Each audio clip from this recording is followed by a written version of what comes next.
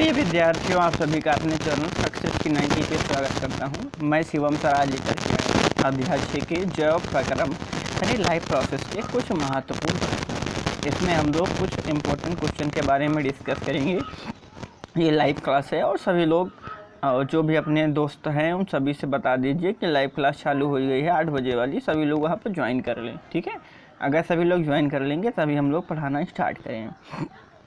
तो आज हम लोग पढ़ने वाले हैं, तब तक के लिए से बता देता हूं आप सभी को कि आज हम लोग पढ़ेंगे कि महत्वपूर्ण स्मरणीय तथ्य, ठीक है। इसमें यानी लाइफ प्रक्रम यानी जो लाइफ प्रोसेस है, यानी जैव प्रक्रम के अंतर्गत क्या क्या आता है।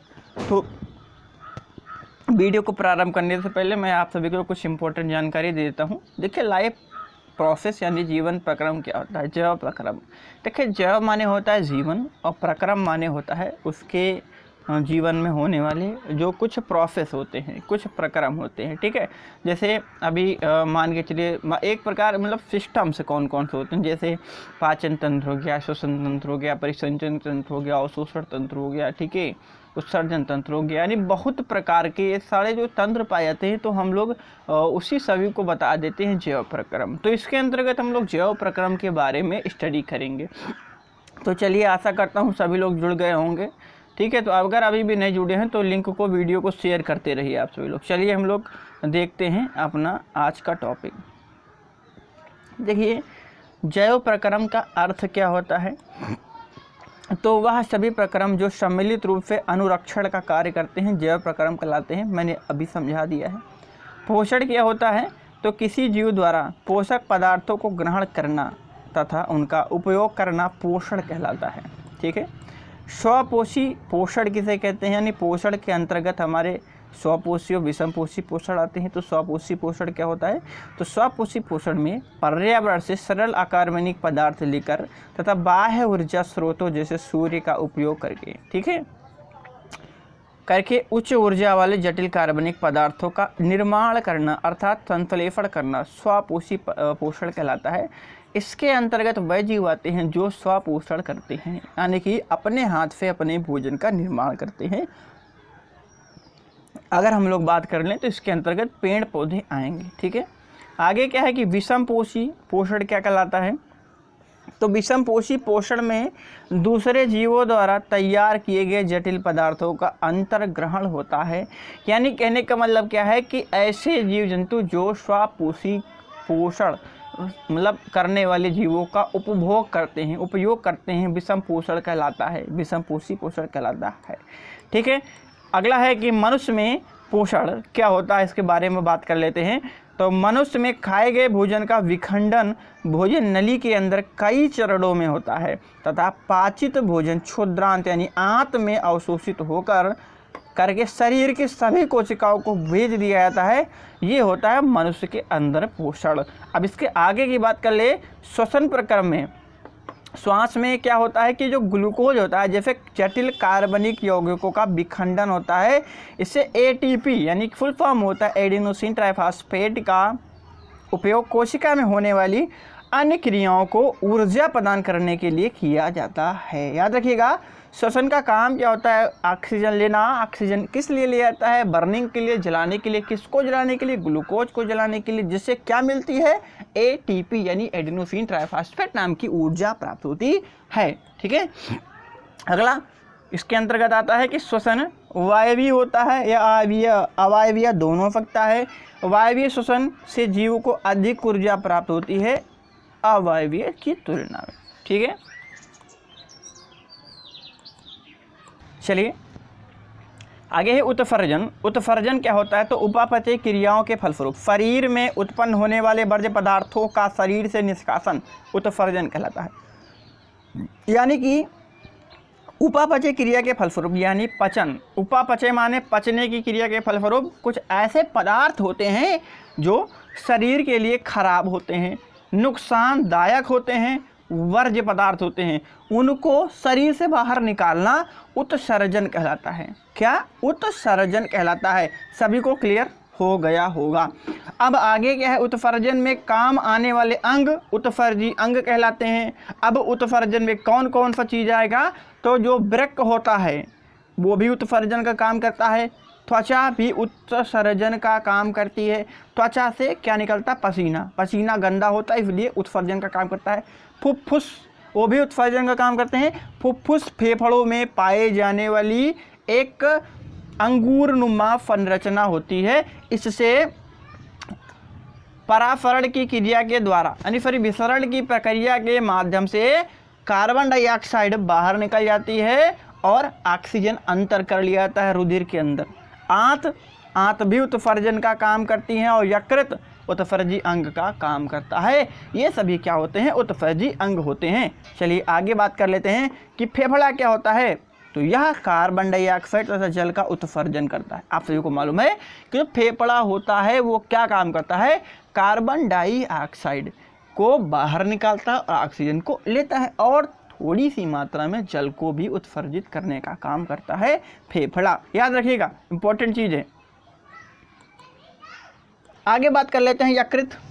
यकृत की बात कर लें तो कोलेस्ट्रॉल, पित्तवर्धक, निष्क्रिय स्टेरॉइड्स, हार्मोन तथा वसा का उत्सर्जन करता है। याद रखिएगा, यकृत का काम क्या होता है? लीवर का काम क्या होता है? जो कोलेस्ट्रॉल होता है, जो पित्तवर्धक होता है और निष्क्रिय और स्टेरॉइड होता है, हार्मोन होता है तथा वसा का उत्सर्जन करने का काम करता है। और मैं सभी को यहाँ से बता दूँ, 1 नंबर का क्वेश्चन है, रामबाण क्वेश्चन है कि पित्त कहाँ से स्रावित होता है?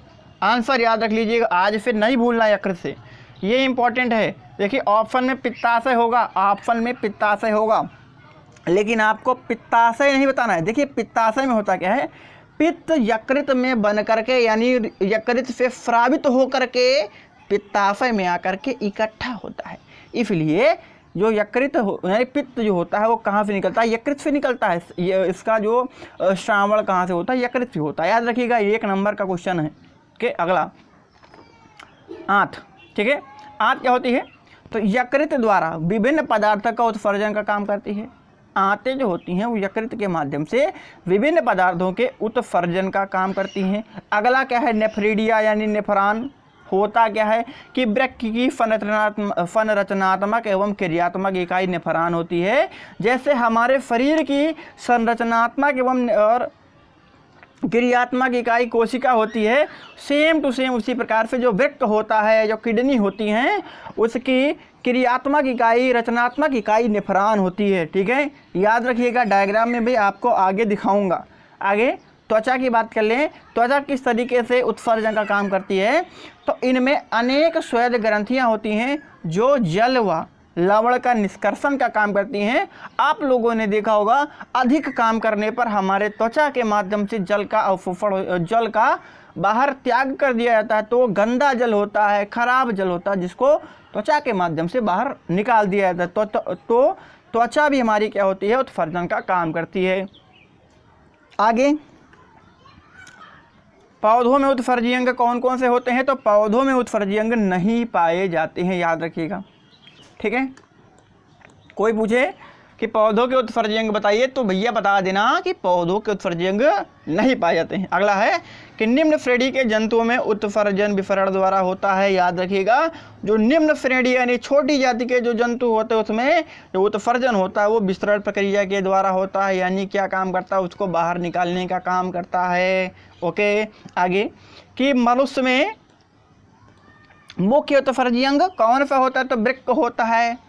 इम्पॉर्टेंट है, याद रखिएगा कि मनुष्य में उत्सर्जी अंग कौन सा होता है? वृक्क, किडनी। याद रखिए, आज से याद कर लीजिए आप लोग, किडनी होती है। ठीक है, आगे क्या है कि मनुष्य में सहायक उत्सर्जी अंग कौन कौन से? तो अभी आगे डिस्कस कर लिया गया था, त्वचा की तो फेफड़ा होता है। ठीक है, आगे बात कर लूँ कि मनुष्य में जो ऑक्सीजन होता है, कार्बन डाइऑक्साइड होता है, भोजन तथा उत्सर्जी पदार्थ जो उत्पाद होते हैं वो सरीखे पदार्थों का संवहन परिसंचरण तंत्र का काम करता है। यानी जो ऑक्सीजन होता है, कार्बन डाइऑक्साइड होता है, भोजन तथा उत्सर्जित पदार्थ जो होते हैं, इनका वहन कौन काम करता है, इनको एक स्थान से दूसरे स्थान तक ले जाने का काम कौन करता है, तो परिसंचरण तंत्र काम करता है। याद रखिएगा, परिसंचरण तंत्र के माध्यम से ही ऑक्सीजन सभी पूरे शरीर में जाती है, कार्बन डाइऑक्साइड वापस आती है। जो भोजन से उत्सर्जित पदार्थ, भोजन से जो महत्वपूर्ण पदार्थ होते हैं वो रुधिर के माध्यम से परिसंचरण तंत्र के माध्यम से ले जाया जाता है, और उत्सर्जित पदार्थ जो भी होते हैं उनको रुधिर के माध्यम से बाहर, यानी परिसंचरण तंत्र के माध्यम से शरीर के बाहर निकाला जाता है। आगे है कि परिसंचरण तंत्र में क्या आता है, हृदय, रुधिर आता है और रुधिर वाहिकाएं आती हैं, ये चीज़ इंपॉर्टेंट है। आगे कि उच्च विभेदित पादपों में जल, खनिज लवण, भोजन तथा अन्य पदार्थों का संवहन ऊतक का काम करते हैं, जैसे जाइलम और फ्लोएम। जो भी हमारे उच्च वर्गीय पादप होते हैं उनमें जो जल होता है, खनिज लवण होता है, भोजन और अन्य पदार्थों का जो परिवहन होता है वो किसके माध्यम से होता है, जाइलम और फ्लोएम के माध्यम से होता है। अब यहाँ से एक ये इम्पोर्टेंट है कि जाइलम से जल का संवहन और फ्लोएम से अन्य खनिज पदार्थों का संवहन होता है, याद रखिएगा। आगे मनुष्य में उत्सर्जित पदार्थ मनुष्य में उत्सर्जित उत्पाद विलेय नाइट्रोजनी यौगिक के रूप में वृक्क में विक्काणु यानी नेफ्रॉन द्वारा निकाले जाते हैं। तो मनुष्य में जो उत्सर्जित पदार्थ होता है वो कैसे निकलता है, नाइट्रोजनी यौगिक के रूप में। किससे निकलता है, वृक्क से। वृक्क के किसके माध्यम से, तो नेफ्रॉन के माध्यम से बाहर निकाला जाता है। अगर वीडियो अच्छी लग रही है तो वीडियो को लाइक करें, चैनल को सब्सक्राइब करें, वीडियो को शेयर जरूर करें, सभी दोस्तों को शेयर करें। जितने भी आपके इष्ट मित्र हैं, आप सभी लोग जो भी वीडियो देख रहे हैं वीडियो में कमेंट जरूर करें, वीडियो अच्छी लग रही है, कौन सा क्वेश्चन आपको नहीं समझ में आया है, जो भी आपको दिक्कत आती है आप लोग नीचे लाइव चैट या फिर कमेंट में कमेंट कर सकते हैं। कमेंट और लाइव चैट सभी आपके लिए खुले हैं। चलिए अगला क्वेश्चन देख लेता हूँ कि पादपों में जो उत्सर्जन होता है वो क्या है, इसके बारे में बात कर लूँ तो पादप अपशिष्ट पदार्थों से छुटकारा प्राप्त करने के लिए विविध तकनीकों का उपयोग करते हैं। उदाहरण के लिए जो अपशिष्ट पदार्थ कोशिका रेक्टिका में संचित किए जा सकते हैं या गोंद व रेजिन के रूप में या गिरती पत्तियों द्वारा दूर किया जा सकता है, ये अपने आसपास की मृदा से उत्सर्जित कर देते हैं। तो होता क्या है, जो उत्सर्जित पदार्थ होता है ये क्या काम करते हैं, इनके अंदर पाई जाती है रेक्टिका, तो उसके अंदर स्टोर कर लेते हैं। या फिर गोंद या रेजिन, आप लोगों ने देखा होगा बहुत सारे पेड़ गोंद का श्रावण करते हैं, जैसे नीम का पेड़, बबूल का पेड़ इत्यादि का पेड़ आप लोगों ने देखा होगा। वे क्या काम करते हैं, जो गोंद होता है और रेजिन यानी रेजिन क्षार के रूप में आप लोगों ने देखा होगा, जो क्या होता है रबड़ का पेड़ होता है, उसमें भी बहुत सारा वर्ज्य पदार्थ पाया जाता है। रबड़ जो बनती है वो बहुत ही उत्सर्जित पदार्थों के माध्यम से ही बनती है। ये सब क्या होता है, उत्सर्जित पदार्थ होता है जो कि पादप अपने शरीर से निकाल देते हैं, ठीक है। या फिर गिरती पत्तियों के माध्यम से जो भी खराब पदार्थ होता है, आप लोगों ने देखा होगा पतझड़ का महीना आता है, सभी पत्तियाँ स्वाहा हो जाती हैं, गिर जाती हैं। तो ये क्यों गिरती हैं, क्योंकि उत्सर्जित पदार्थ को उनको बाहर निकलना होता है पत्तियों के माध्यम से, ठीक। चलिए आगे बात कर लेते हैं। अब एक काम करते हैं, पाठागत प्रश्न देख लेते हैं। पेज संख्या 105 पर प्रश्न आया था। पहला प्रश्न है कि हमारे जैसे, ठीक है, बहुकोशिक जीवों में ऑक्सीजन की आवश्यकता पूरी करने के लिए विसरण क्यों अपर्याप्त होता है। यानी जो बहुकोशिक जीव होते हैं उसमें विसरण क्यों पर्याप्त नहीं होता है, छोटी वाले जीव में तो होता है। कारण बताएं, इसके बारे में जानकारी है कि हम जानते हैं कि बहुकोशिकीय जीवों में समस्त कोशिकाएं वातावरण से सीधे संपर्क में नहीं होती हैं, अतः सरल विसरण समस्त कोशिकाओं की आवश्यकताओं को पूरी नहीं कर सकता है। अमीबा, पैरामीशियम, छोटे छोटे जो जीव होते हैं वो विसरण के माध्यम से अपने जो भी हमारा क्या होता है, जो भी आवश्यकताएं होती है वो पूरा कर लेता है। लेकिन जो बहुकोशिक जीव होते हैं उनकी जो कोशिकाएं होती वो सीधे वातावरण के संपर्क में नहीं आती हैं, इसलिए विसरण अपर्याप्त होता है। समझ में आ गया सभी को। चलिए अगला प्रश्न देख लेते हैं। लिखा है कि कोई वस्तु सजीव है, इसका निर्धारण करने के लिए हम किस मापदंड का उपयोग करेंगे, बताएं। आप सभी लोग बताएं कि अगर कोई सजीव है तो कैसे मानेंगे सजीव है। प्रश्न लिखा है आपके सामने।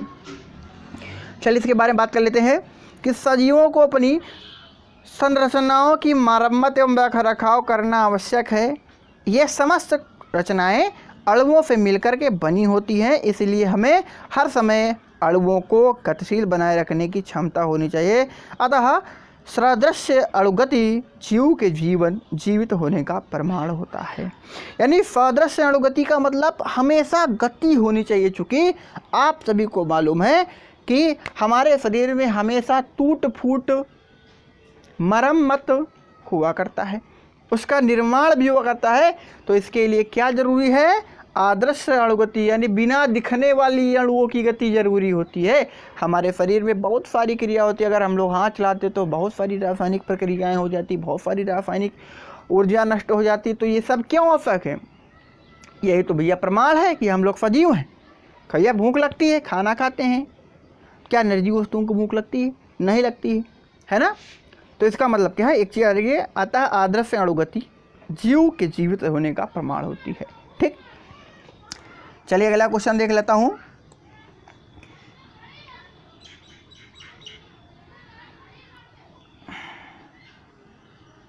चलिए, प्रश्न संख्या 3 लिखा हुआ है कि किसी जीव द्वारा किन कच्ची सामग्रियों का प्रयोग किया जाता है? तो सबसे पहला भोजन किसके लिए? ऊर्जा एवं पदार्थों के स्रोत के रूप में। किसके स्रोत में? ऊर्जा के रूप में। भैया हम लोग भोजन करते हैं, सभी को मालूम है, भूख लगती है, खाना खाते हैं। भूख क्यों लगती है? एनर्जी लॉस करते हैं, दिन भर काम करते हैं, सब क्रिया को करने में एनर्जी लॉस होती है। अगर एनर्जी लॉस ना होती तो भूख लगने की कोई आवश्यकता ही नहीं थी। निर्जीव वस्तुओं को क्या भूख लगती है?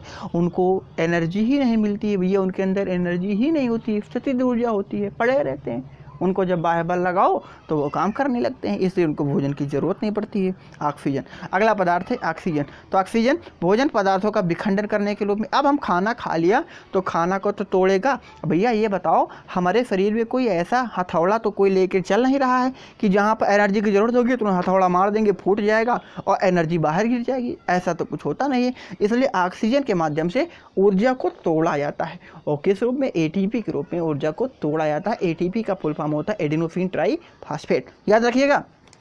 अगला कि भोजन जल क्या होता है? भोजन के सही पाचन के लिए तथा शरीर के अंदर अन्य जैविक प्रक्रियाओं को करने के लिए जल की जरूरत होती है। ठीक है, पाचन, सही पाचन। अगर खाना हमारा नरम नहीं होगा तो सही पचेगा नहीं। और समझ ये मालूम है आप सभी लोग को कि जो हमारा शरीर होता है वो 75% वाटर से बना होता है, इसलिए जितनी भी क्रियाएं होंगी सभी जल में होंगी। इसलिए हमारे लिए क्या होता है? जल महत्वपूर्ण होता है। अगला क्या है? Carbon dioxide. ठीक है, अब हमारे शरीर के लिए कार्बन डाइऑक्साइड भी आवश्यक होता है। क्यों आवश्यक होता है? चूँकि अब कुछ जलेगा तो कार्बन डाइऑक्साइड बनेगा।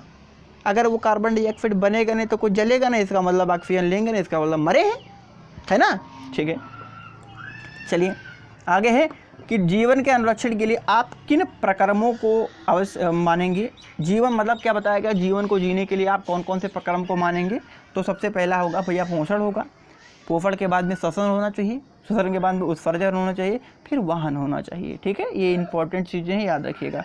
चलिए अगले क्वेश्चन की ओर चलते हैं। वीडियो आप सभी को वीडियो कैसी लग रही है भैया बताइए। आप सभी लोग अगर अच्छी लग रही है तो वीडियो को लाइक वगैरह करते रहिएगा। आप सभी लोग ठीक है, वीडियो को शेयर करते रहिएगा। चलिए अगला प्रश्न है, पेज संख्या 111 पर है। क्या लिखा हुआ कि स्वयं पोषण एवं विषम पोषण में अंतर बताइए। चलिए बात कर लेता हूँ, कंपैरेटिव स्टडी कर लेता हूँ कि स्वयं पोषण और विषम पोषण में अंतर क्या होता है। पहले पार्ट की बात कर लेता हूँ। लिखा हुआ है, यह पोषण हरे पौधों में पाया जाता है। जो स्वयं पोषण होता है, स्वपोषी जो होते हैं वो कौन कौन से होते हैं? हरे पौधे होते हैं जो भोजन के निर्माण के लिए अकार्बनिक पदार्थों का उपयोग करके अकार्बनिक पदार्थों का उपयोग करते हैं, इसलिए इन्हें हरे पौधों को क्या कहा जाता है? स्वयंपोषी पोषण यानी स्वयंपोषी जीव कहा जाता है। ठीक है, अब अकार्बनिक पदार्थ क्या होता है? आप सभी लोग जानते हैं क्या? कार्बन डाइऑक्साइड और जल का यूज कर लेते हैं, तो ये सभी क्या होते हैं? अकार्बनिक पदार्थ होते हैं। ठीक है, अब आगे क्या है? अगला इसमें विषम पोषण में क्या है? इन जंतुओं को अपने कार्बन तथा ऊर्जा की आवश्यकता के लिए पौधों तथा अन्य जीवों पर निर्भर रहना पड़ता है, जैसे शाकाहारी, मांसाहारी और मृतजीवी इसके अंतर्गत आते हैं। आगे बात कर लेता हूँ कि इस पोषण में CO2 जल, क्लोरोफिल तथा सूर्य के प्रकाश द्वारा कार्बनिक पदार्थ कार्बोहाइड्रेट का निर्माण होता है। ठीक है। इस प्रक्रिया को कौन सी विधि कहा जाता है? प्रकाश संश्लेषण की विधि कहा जाता है। अगला प्रश्न इसी के बगल में लिखा हुआ है 2 नंबर में कि विषमपोषी पोषण में यह प्रक्रिया नहीं होती है, यानी कौन सी प्रक्रिया? प्रकाश संश्लेषण की प्रक्रिया नहीं होती है। अगला है कि यह पोषण हरे पौधों तथा साइनोबैक्टीरिया नीले हरे शैवाल में होता है। जो भी हरे पौधे होते हैं और नीले हरे शैवाल जो होते हैं उसके अंतर्गत होता है। यह जो पोषण होता है वह समस्त जंतुओं, मानव, परजीवी, कवक आदि में होता है। ठीक है, तो ये वाला क्वेश्चन आप सभी को समझ में आ गया। चलिए अगले क्वेश्चन की ओर चलते हैं। देखिए प्रश्न संख्या इसी पर 2 है। ठीक है, आपकी बुक में ये सारी चीज़ें लिखा हुआ है, अगर आप लोग चाहते हैं तो नोट भी कर सकते हैं, बना भी सकते हैं। ठीक है, जितने बच्चे वीडियो को देख रहे हैं। चलिए बात कर लेता हूँ प्रश्न संख्या 2 की कि प्रकाश संश्लेषण के लिए आवश्यक कच्ची सामग्री पौधे कहाँ से प्राप्त करते हैं। तो पहला तो हो गया कार्बन डाइऑक्साइड। कहाँ से प्राप्त करेंगे? वातावरण से प्राप्त करते हैं। ठीक है, कैसे प्राप्त करेंगे? रंध्रों के माध्यम से। CO2 जो होता है, कार्बन डाइऑक्साइड जो होता है, वो कैसे प्राप्त करते हैं? रंध्रों के माध्यम से। आप लोग देखे होंगे, स्टोमेटा पढ़ा होगा पत्तियों में। ठीक है, तो ये क्या काम करता है? वायवीय आदान प्रदान यानी कि गैसीय एक्सचेंज का काम करता है। ठीक है, अब इसी के माध्यम से क्या होती है? गैस अंदर चली जाती है, कार्बन डाइऑक्साइड के रूप में अंदर चला आता है और भोजन का निर्माण होता है। अगला क्या है? जल। जल कहाँ से प्राप्त होता है? पादप से, जड़ों से प्राप्त होता है। कैसे?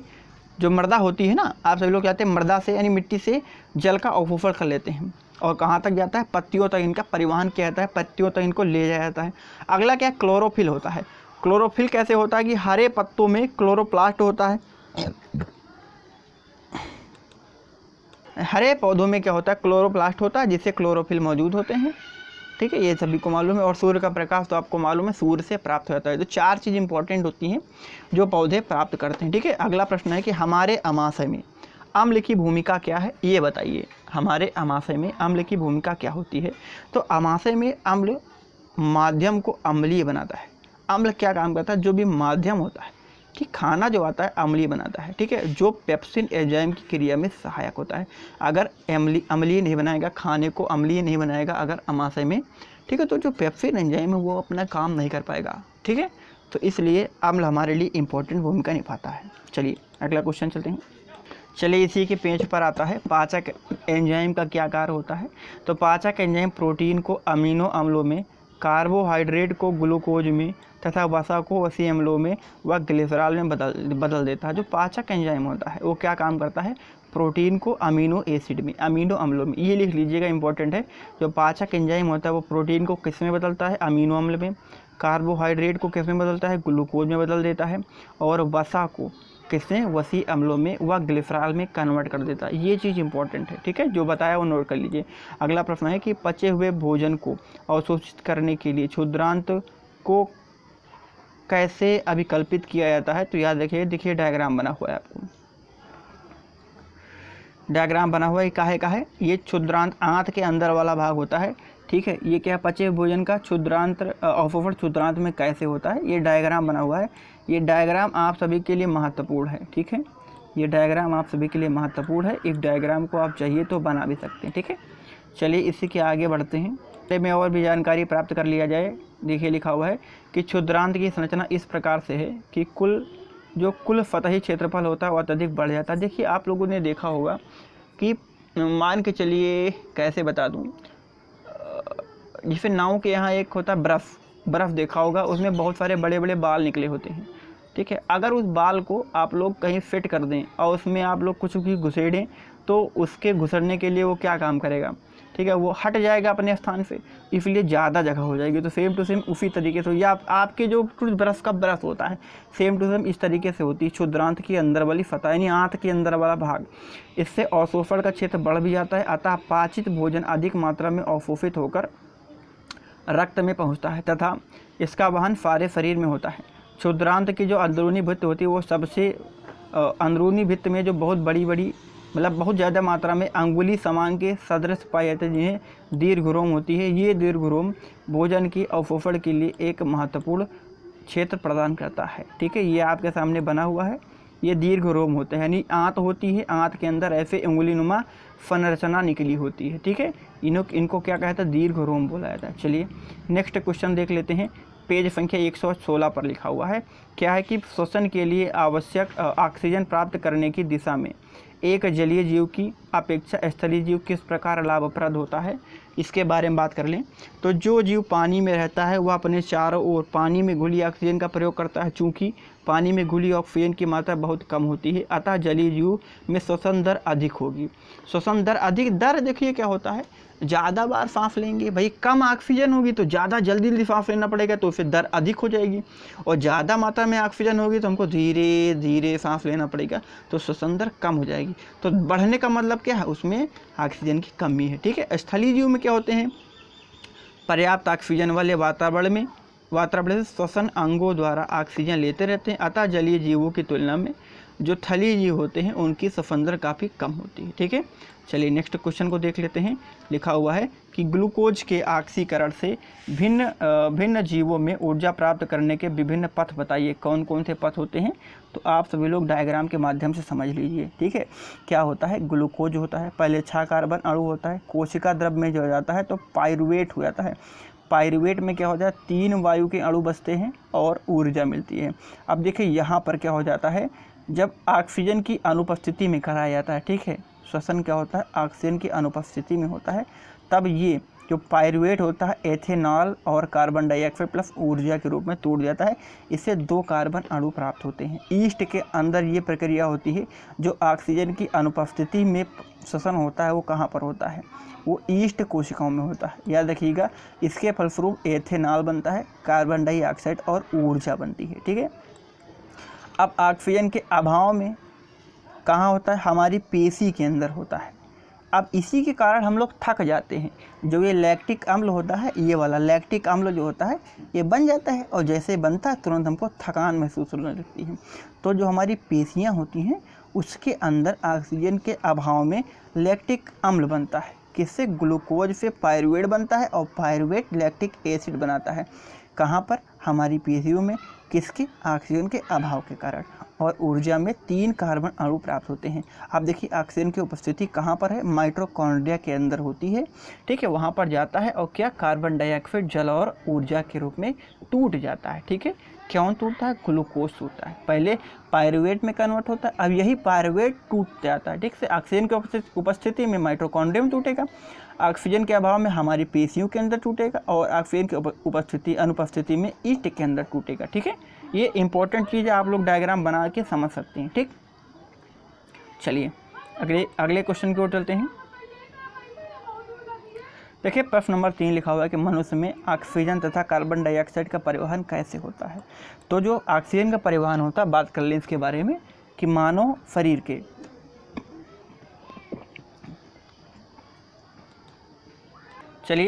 जो मानव शरीर के फुफ्फुस कहाँ होता है, फेफड़ों में होता है।